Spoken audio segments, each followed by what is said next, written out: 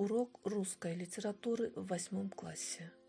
Средняя школа Махмал Токстуровского района. Учительница русского языка и литературы Атамклова Назгуль Токтоналиевна. Здравствуйте, ребята! Тема нашего урока – Александр Трифонович Твардовский, поэма Василий Теркин. Цель урока – выявление особенностей конкретного исторического подхода к изображению войны, умение анализировать прочитанное, выявление функций героя, метод объяснительно-побуждающий.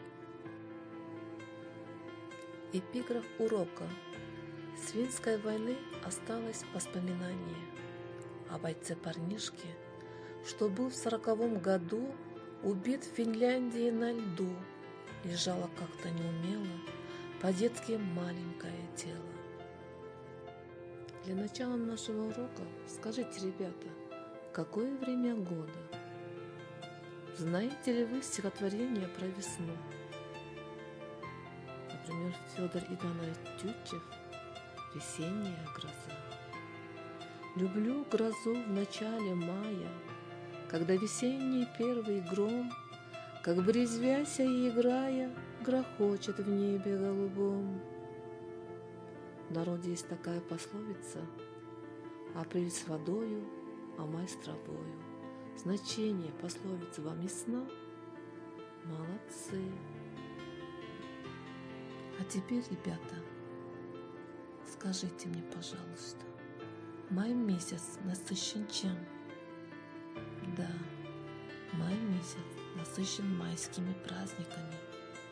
1 мая – Международный день трудящихся, 5 мая – День Конституции, а 9 мая – День Победы.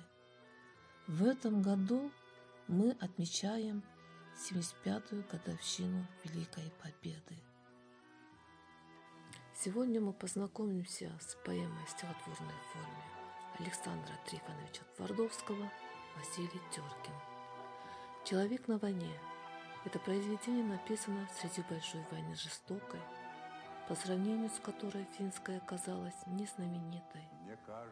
Но на той незнаменитой родилось чувство вины и долга перед рядовым бойцом, желание показать простого русского человека на войне.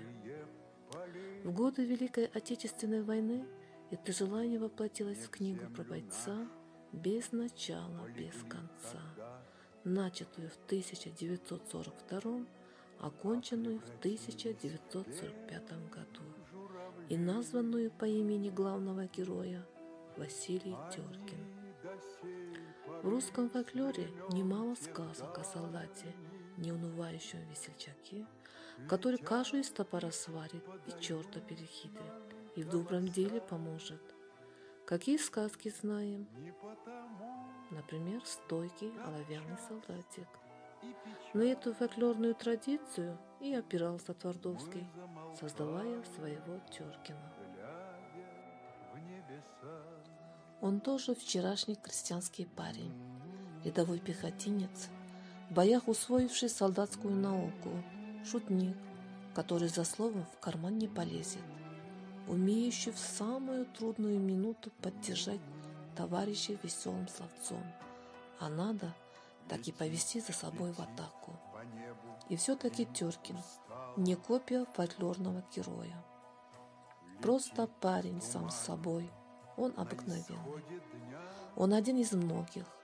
Ему известна тоска по родным, оставшимся там под немцем в смоленской стороне.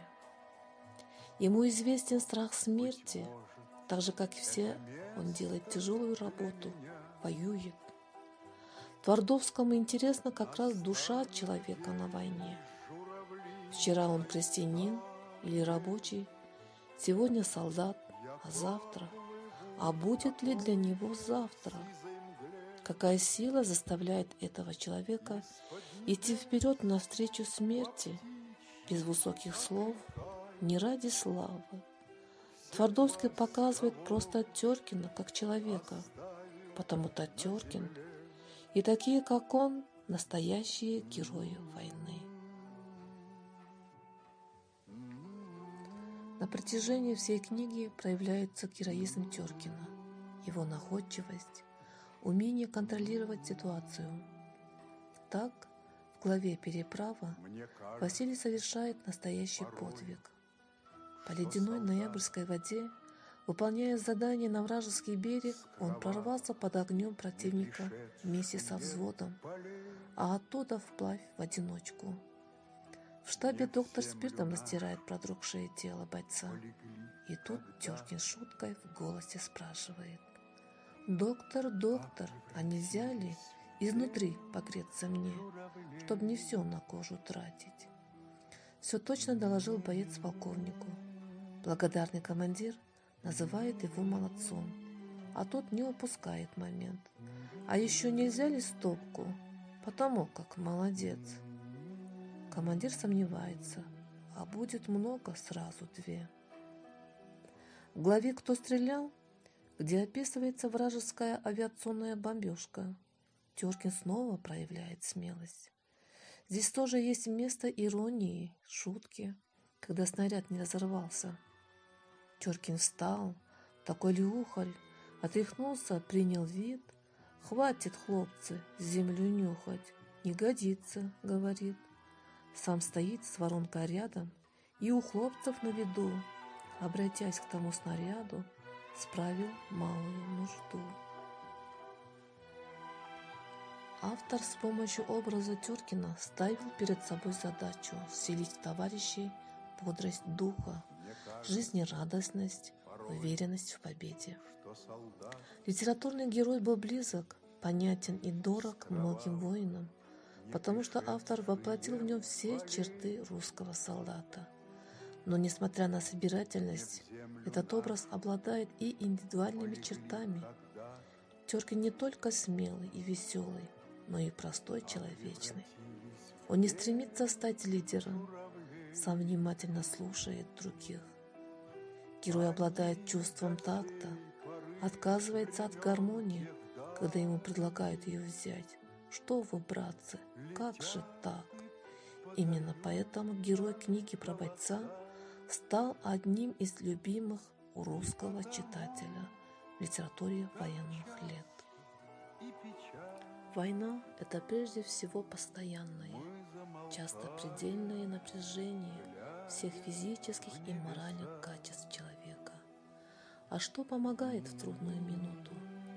Это юмор, смех, шутка, хорошая песня. Чувство юмора на фронте создавало хорошее настроение, облегчало трудности походов, поднимало дух солдат, смягчало грусть потерь. Юмор рождался вопреки и наперекор опасности. Так появился герой поэмы Александра Трифоновича Твардовского Василий Теркин. И в том строю есть промежуток малый. Быть может, это место для меня